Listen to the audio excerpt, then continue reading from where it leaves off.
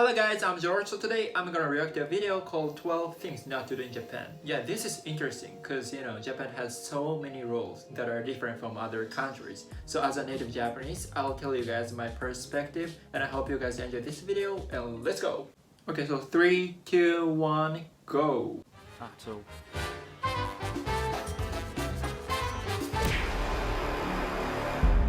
Eat and drink. So walking down the street whilst eating and drinking isn't illegal. You're not going to get shouted at, No? you're not going to get arrested by Ace Detective Sherlock Bones. But what you will get is the stare of disapproval.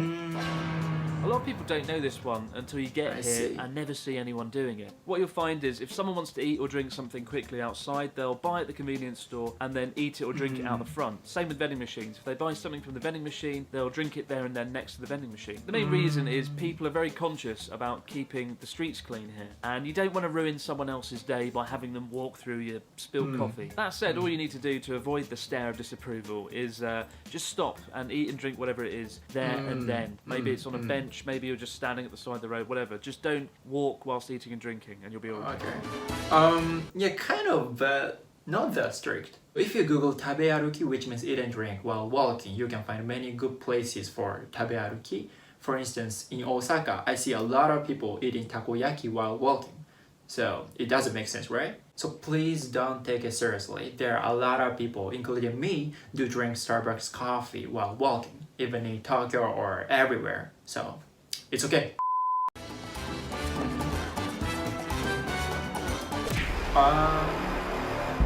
Yep. 3 things to point out here. Number 1, never put your chopsticks upright into the rice, as this is part of a ritual conducted at funerals when offering rice to the spirits of the deceased. Similarly, number 2, never pass things from chopstick to chopstick, because again, this is done during funerals to pass the bones of cremated relatives. So that kind of imagery doesn't go down well over dinner, as you'd expect. Probably best not to conjure up imagery surrounding death before you've even had your lunch. Oh, and thirdly, don't do the rubbing of the chopsticks. You know when you open wooden chopsticks, you like to do that to get rid of the splinters, just because it's fun. Everyone loves doing that, right? But don't do it in Japan because it's seen as rude to the owner, because you're basically saying, oh, your chopsticks are probably cheap, which, let's face it, they probably are. In fact, they usually definitely are. Yeah, we don't think that way, but we never do that. I don't know why so many people from overseas do this kind of thing. So yeah, this is interesting.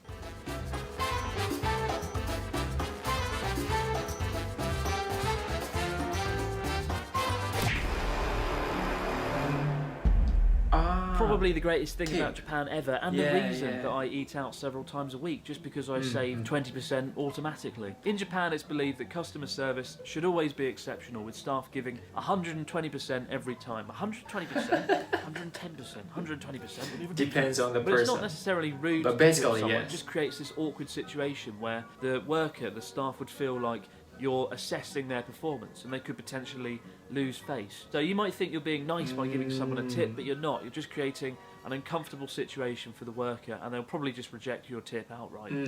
So don't be tempted to do it. Yeah, I think this is really interesting. Like, if I were a worker, I'd be happy to have, tipping system. But if I were a customer, I would hate tipping system. So it's a bit difficult to define whether it's good or not.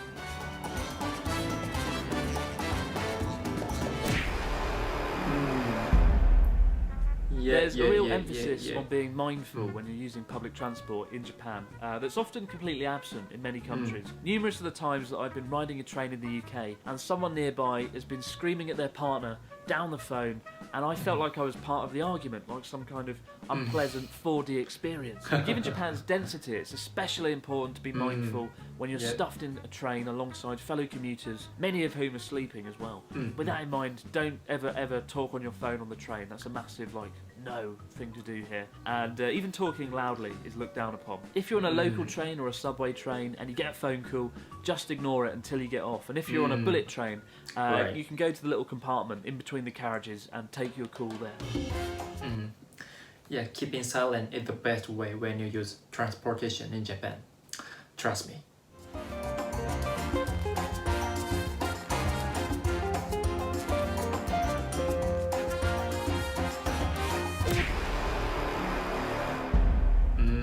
remember for the first few years that I lived here, whenever someone handed me a business card, I was utterly terrified because until then, business cards to me had always just been a bit of paper or a bit of card with some writing on. But in Japan, they are so much more. Once you've exchanged business cards, the trick is to imagine you've just been handed the lost treasure of El Salvador or something. First, study it meticulously, the name, the job position, the details, and then either put it in your business card holder or just put it on the desk if you're at a business meeting. Just put it on the table. Never play around with business cards or put them in your back pocket because they're seen as a physical extension of the person themselves, and you don't want to stuff somebody's physical extension down your back pocket. If you're doing business in Japan, always carry business cards. You don't want to be that awkward foreigner who stood there writing out their name and number 50 times in 1 hour on the back of a tissue. And for the record, I am usually that awkward foreigner scribbling down my details because I do forget to bring them, and subsequently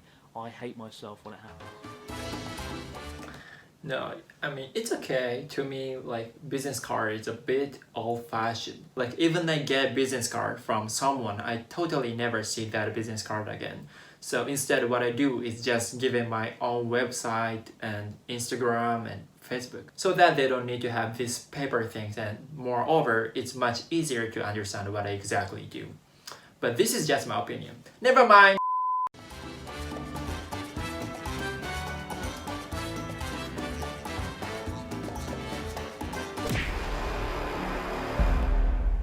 If you've got a runny nose, standard procedure here is just to keep sniffing, or just to find a toilet or a broom cupboard to hide in. Blowing noses in public is pretty rude. Interestingly though, handkerchiefs are pretty popular here. Not in the way you would think though. People use them to wipe sweat off in the hot summer weather, or even more commonly to dry their hands in public toilets. Because surprisingly, many public toilets in Japan don't have any hand drying facilities, despite having space-age toilets that reside in the same room. It's quite a weird contrast that I don't quite understand.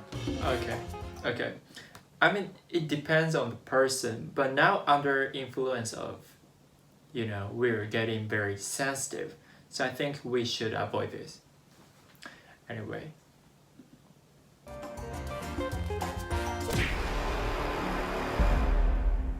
Physical contact in Japan isn't really a thing. You'll bow a lot, you'll nod enthusiastically daily, but occasionally you might shake hands with someone if they're a good friend or a business client that you get on well with, but generally I avoid it unless someone makes the first move. And hugging in particular doesn't go down well. It's just met with expressions of awkwardness and despair. And also amongst couples, public displays of affection are phenomenally rare here. Don't be surprised if you get the stare of disapproval if you're kissing your partner frantically in the street.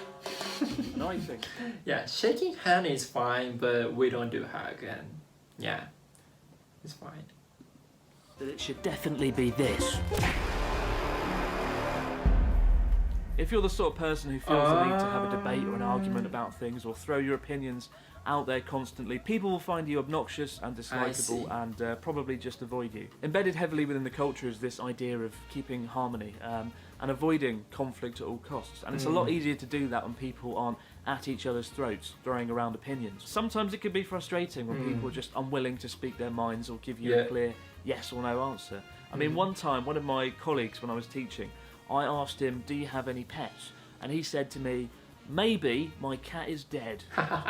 Maybe your cat is dead. What does that mean? Is it dead or is it not dead? It's not Schrodinger's cat, is it? It turned out the cat was definitely dead, but he was just the sort of person that always liked to use the word maybe.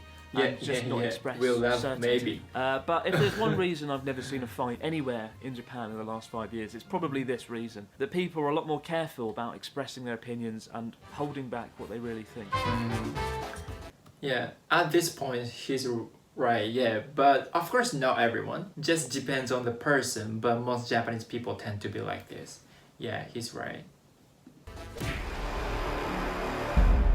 Yeah, I couldn't be bothered to film that one. Everyone seems to know this one already anyway. When visiting someone's house or entering a public building like a school or going to a hot spring, you take off your shoes and switch to slippers before you go in. The easiest way of knowing if you have to change your shoes is there'll be a change in elevation in the floor. So when you go in, there'll be a little stair, and that's when you know. This is the one thing on the list where failing to stick to the rules will have noticeable results. A few years ago, a friend and I visited a public bathhouse in Kyoto, and we went in, and you're supposed to take your shoes off. For some reason he didn't. I don't know why. I don't think he noticed or saw. There was a little old woman sitting behind the entrance counter where you kind of pay, and when we walked in, she saw that he still had his shoes on, and she shot up with terrifying energy and ran over and grabbed him and took him to the front and was like, "Get your shoes off, get your shoes off." And that image has stayed burnt into my mind. This quiet little old woman suddenly becoming so alive and animated. Terrible event. And ever since then, I've never forgotten to take my shoes off when entering a building. Okay, yeah, so that was good lesson for him. Okay.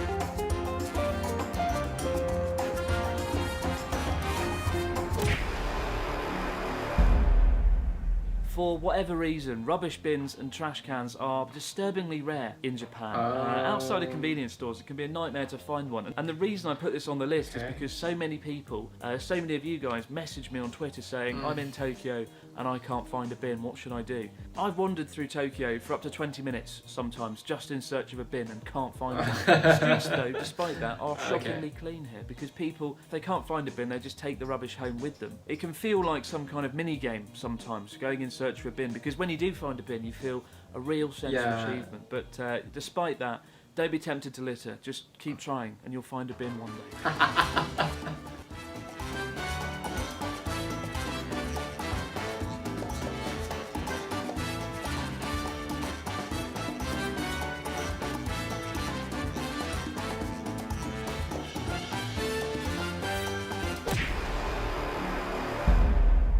Seems like a fairly obvious addition to the list, and yet in the UK we just cross the street whenever the hell we want, whenever there's an opening in traffic, as opposed to waiting for the green light, same as many countries. Right. In Japan, however, people do not cross the road on a red light. It's incredibly rare, and it's one of the greatest ways of seeing this sense of order and obedience to the law that exists in Japan. If you stand at a roadside in Japan and there's no cars coming, you can't see any cars whatsoever, people still will not cross the road until it goes green. Over the years of the many friends I've had come to visit me here, this is the thing that shocks them the most. The idea of not crossing the street when there's no visible cars there. The idea of abiding by a rule that doesn't seem necessary. And yet for me personally, the main reason I abide by it is after a few years of being here, you don't want to stand out. You don't want to be this stereotypical rule-breaking foreigner. And as well as that, you don't want to run the risk of getting caught out by the police. So those are two things worth taking into consideration before you dash across the seemingly empty road. And the last one, don't worry about not knowing anything about Japanese etiquette when you come to Japan.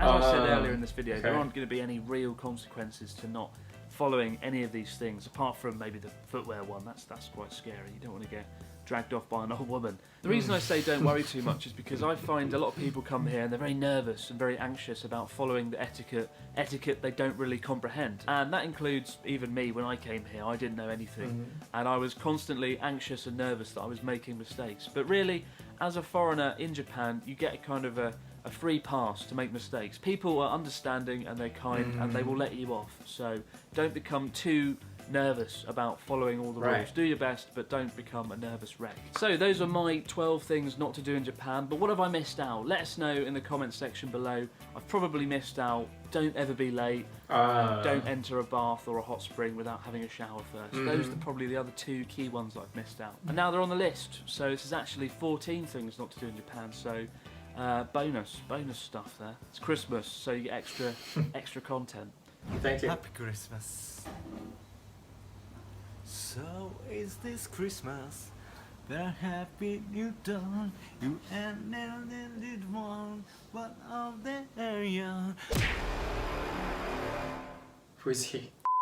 Yeah, it was really good content for sure, but sometimes not that strict as much as he thinks. So please don't take everything seriously. And as he said in the last, when you come to Japan, please don't be nervous. We are all kind. And also when I go to your country, please be kind to me.